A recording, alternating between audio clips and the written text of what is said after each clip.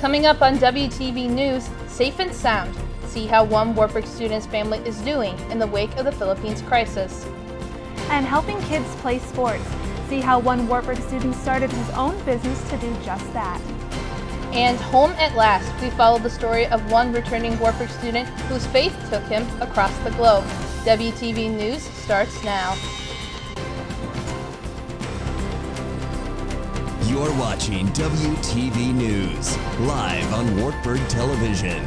From the Grant Price Studio. Breaking news, local coverage, and sports. This is WTV News. Good evening and welcome to WTV News. The impact of Typhoon Haiyan has reached around the globe. Essential relief aid is starting to make its way to thousands who have been impacted by the storm's surge. WTV Ashley Davis has an update on the situation and tells us how the Wartburg community is stepping up to help here at home. Typhoon Haiyan struck the Philippines 2 weeks ago, devastating thousands. This week, I found out more about Typhoon Haiyan and how it's affecting people here in the Wartburg community. A typhoon is the same as a hurricane.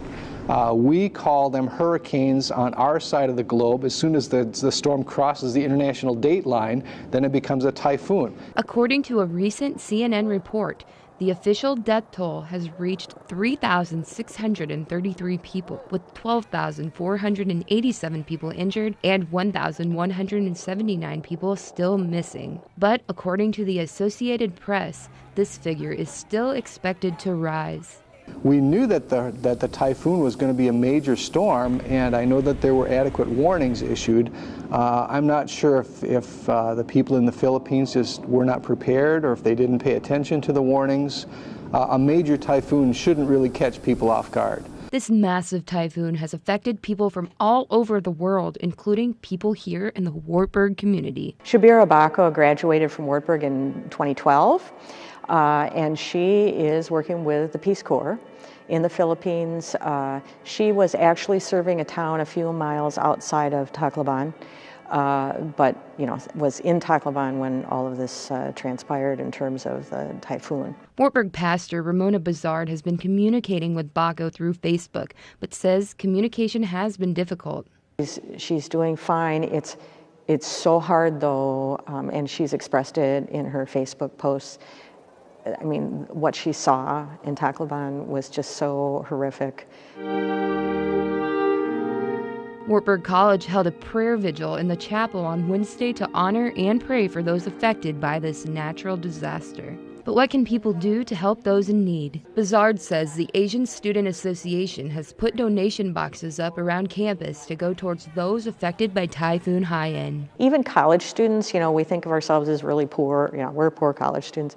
I mean, to even take the $10 you might spend on lattes, or on chips, or what, even if you just took the extras and said, I'm not going to have this week because I want to send it on, $10 may not seem like a lot to you, but it's huge when you add those small gifts together. And I think we probably all can give more than we think we can. Now, I spoke with Shabira Baco last night on Facebook, and she said that due to damages in the Philippines, she'll be unable to return to her site.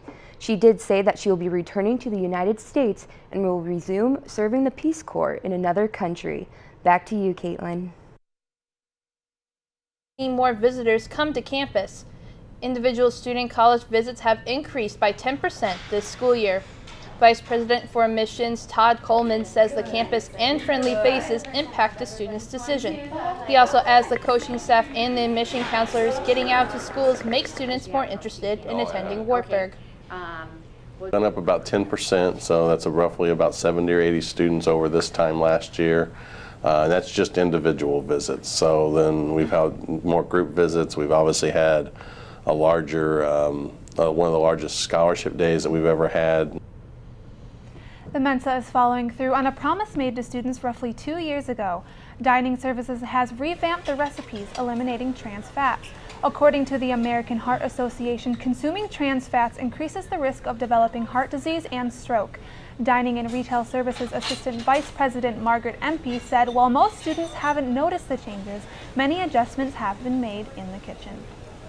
From the people who work here, it's sort of hard because when we had to switch the bakery products. You know, it's just sort of, it's like, oh, now we have to do this.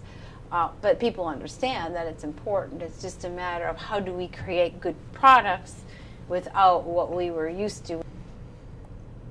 The recent run of cold temperatures has brought many different illnesses to Wartburg, including the flu.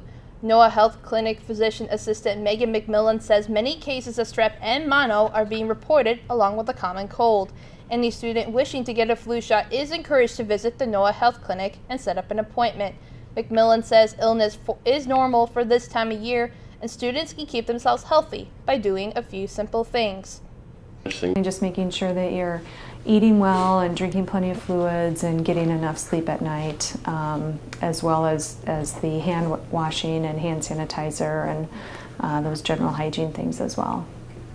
Coming up next on WTV News, one Wartburg entrepreneur not only started his own business, but is also changing kids' lives. We'll tell you how. And the crop walk is kicking off St. Elizabeth's Weeks. We'll be back in 2 minutes.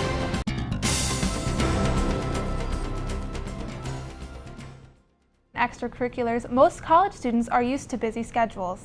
But junior Joel Geyer hopes to turn his extracurricular into an international organization, and one that will continue long after his time at Wartburg. WTV's Kelsey Bemis reports.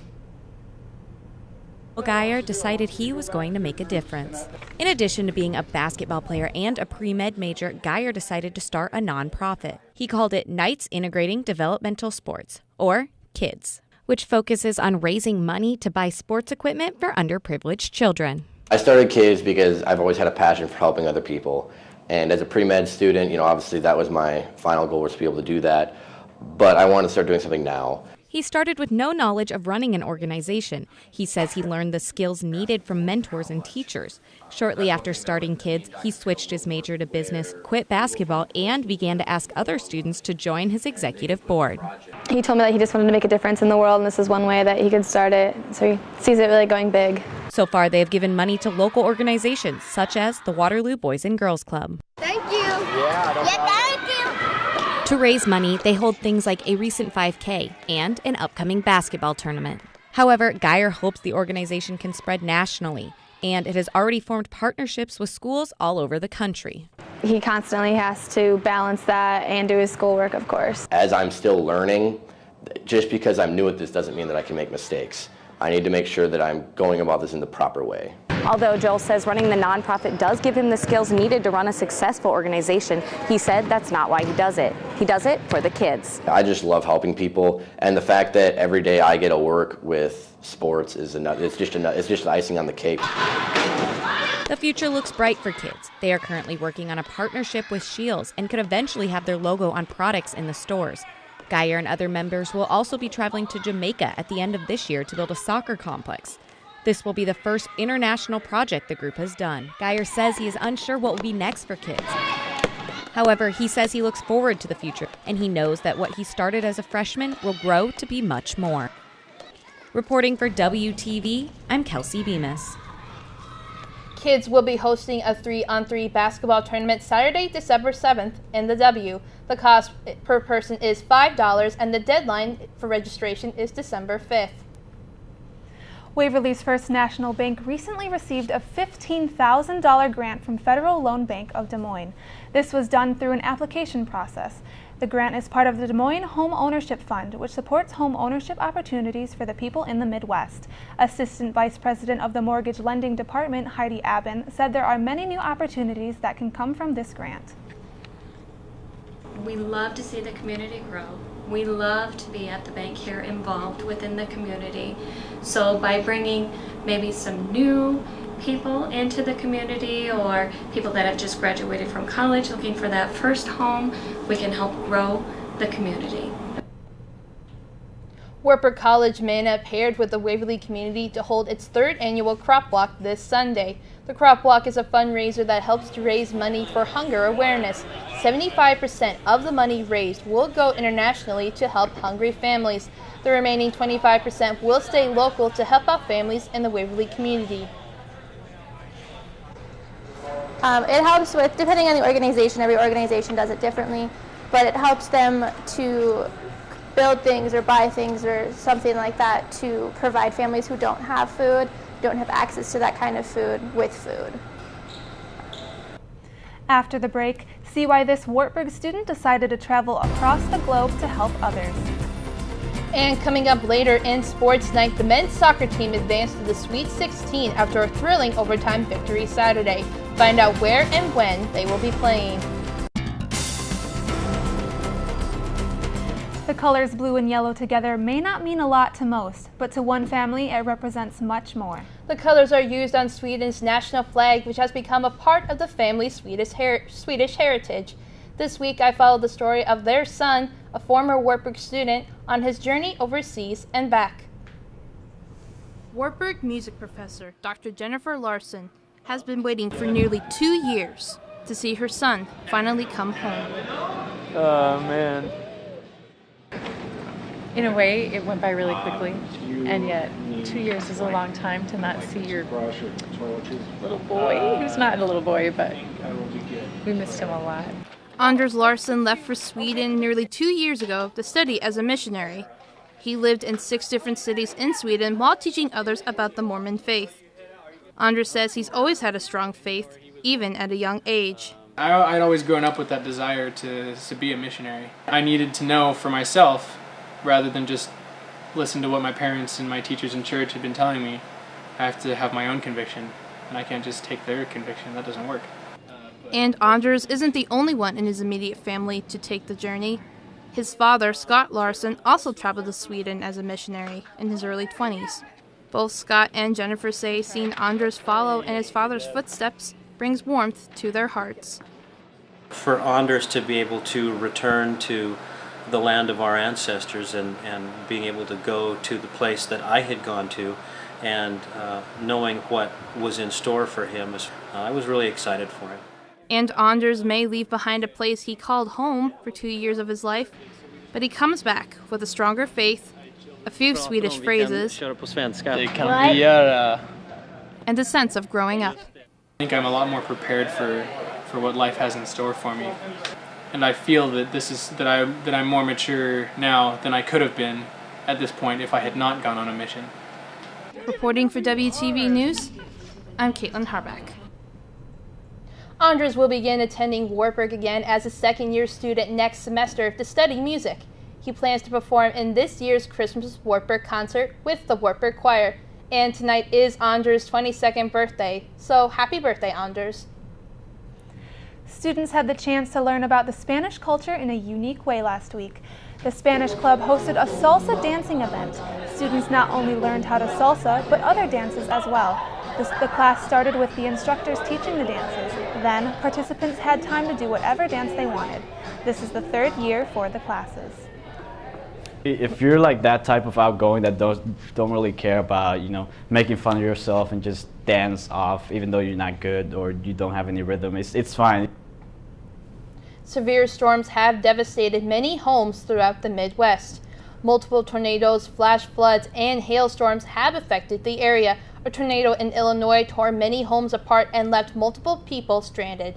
The storms destroyed at least 70 homes and 5 people have died. Many people are still without power and still on severe storm watch. A sinkhole in Dundon, Florida has left one family's home almost beyond repair. The sinkhole appeared in the early morning hours this past Thursday and has grown to over 70 feet wide and 50 feet deep. Sinkholes are fairly common in the Sunshine State, but still caught many families by surprise. 7 homes total were evacuated due to the sinkhole. Coming up next, find out how Wartburg is getting ready for this year's Christmas with Wartburg. The football team was crowned Iowa Conference champs for the first time since 2010, this Saturday. Find out who and where they will be playing a little later in Sports Night. Rehearsals have begun for this year's Christmas with Wartburg. Tickets are already sold out for the Sunday, December 8th and Sunday afternoon, December 7th performance, but there's still some just left for the Saturday night concert. This year's theme is The Marvel of This Night. Wartburg has had Christmas with Wartburg for over 65 years.